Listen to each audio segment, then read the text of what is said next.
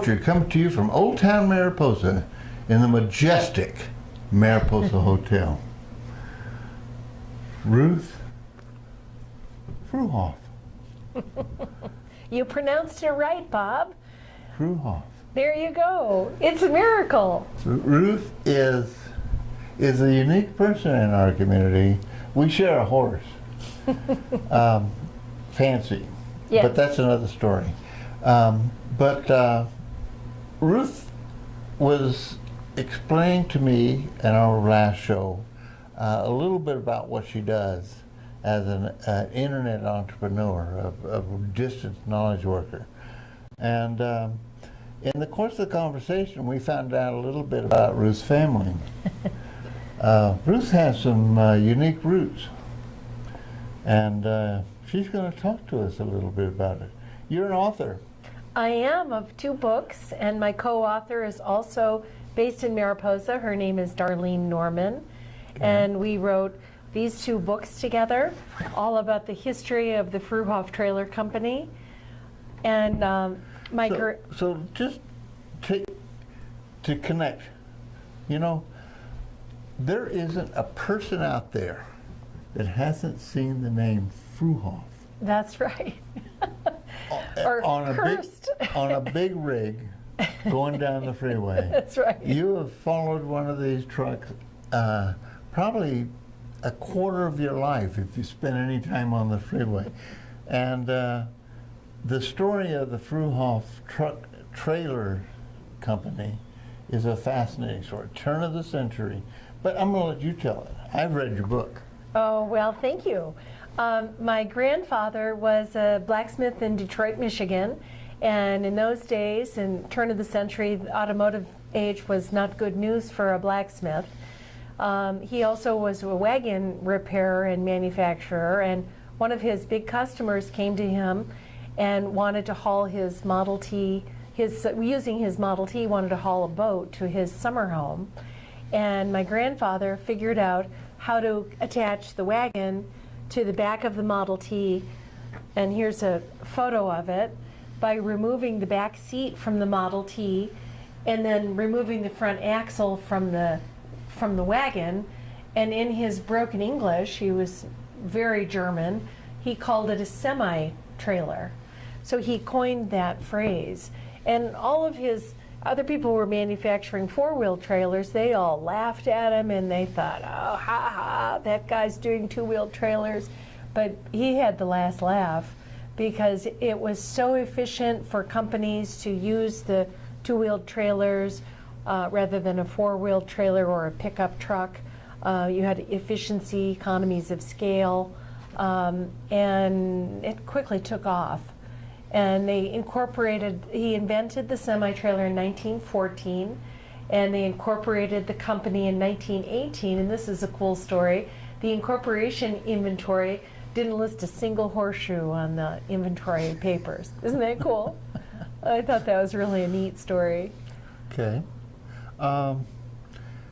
So what was his name? August Fruehauf. Okay. August Fruehauf is an entrepreneur, That's right. Industrialist. There's a bigger story here, and one of the big things that I picked up out of that book was that he had a philosophy, and that philosophy was, if the customer wants it, I'll find a way to do it. That's right. Okay? And Yeah. you know, that is such an important lesson, particularly even today in our information age. This is an industrial age entrepreneur who you are carrying forward in the information age, and the concept of customer satisfaction. What the customer wants is what we provide. That's absolutely right, Bob, and I think that certainly manufacturing in the United States has lost that.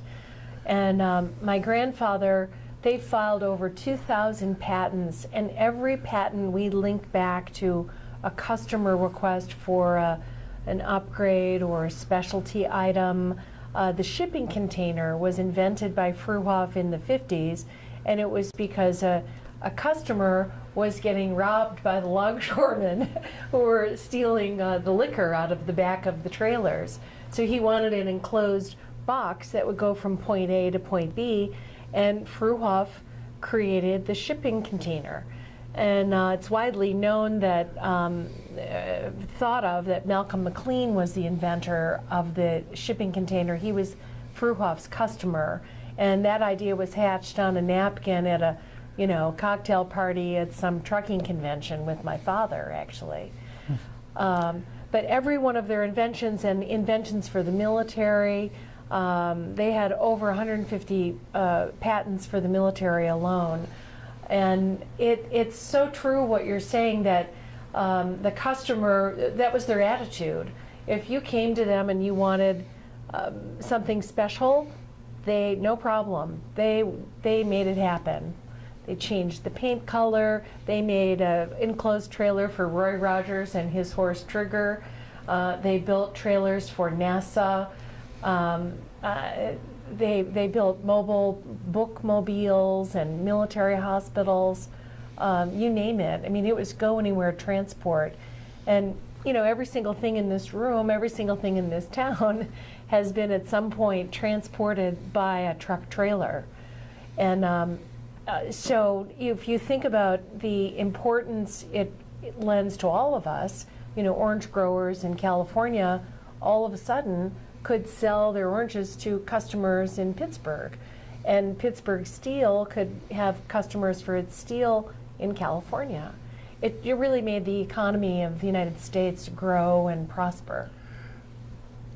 The mindset, the entrepreneurial mindset, the customer service, customer orientation mindset.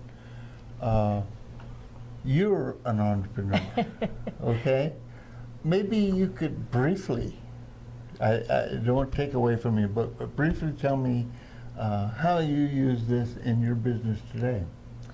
Well, I work on the internet. I'm, as you call it, an online remote worker, or knowledge worker, I think you call us. And, I have to really think on my feet, because normally to get a job of the quality that I have, I would have to live in the Bay Area or Los Angeles, but I prefer the quality of life that Mariposa offers. That's your customer. There you go. Somebody heard you, and they want to know how we can do it better. But going forward, would you get that, Carol? Going forward, though, how we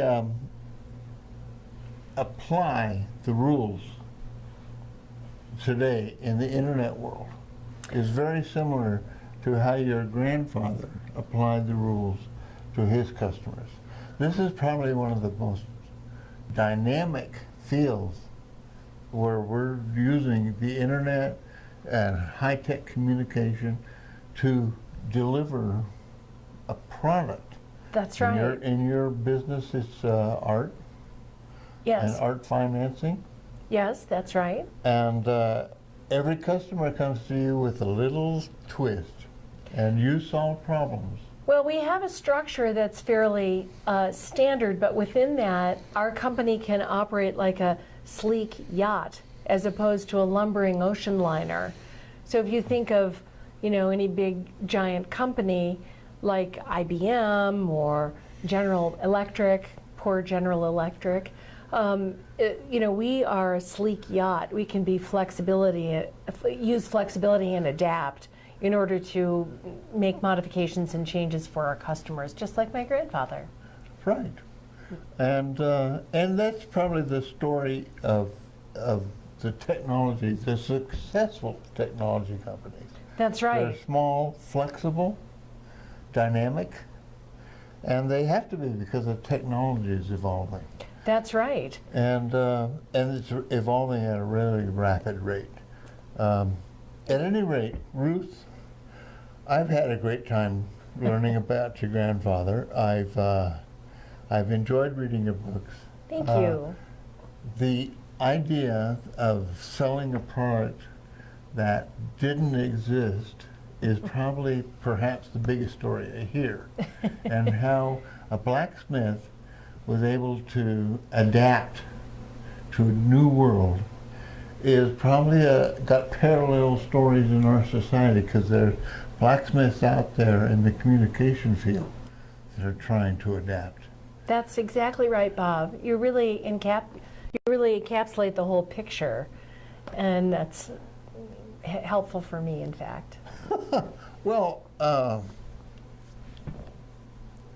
Ruth, I really appreciate you coming and joining me. Thank I you. enjoyed talking with you, and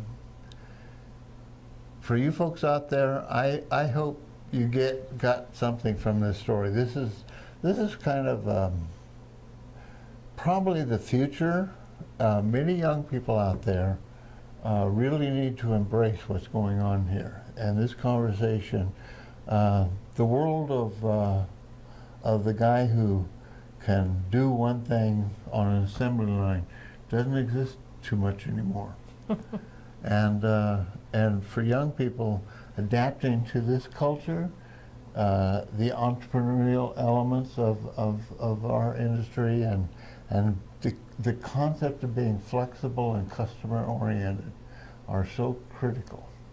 At any rate, thank you for your time, and I'll be seeing you next time around. Thank Bye-bye. you.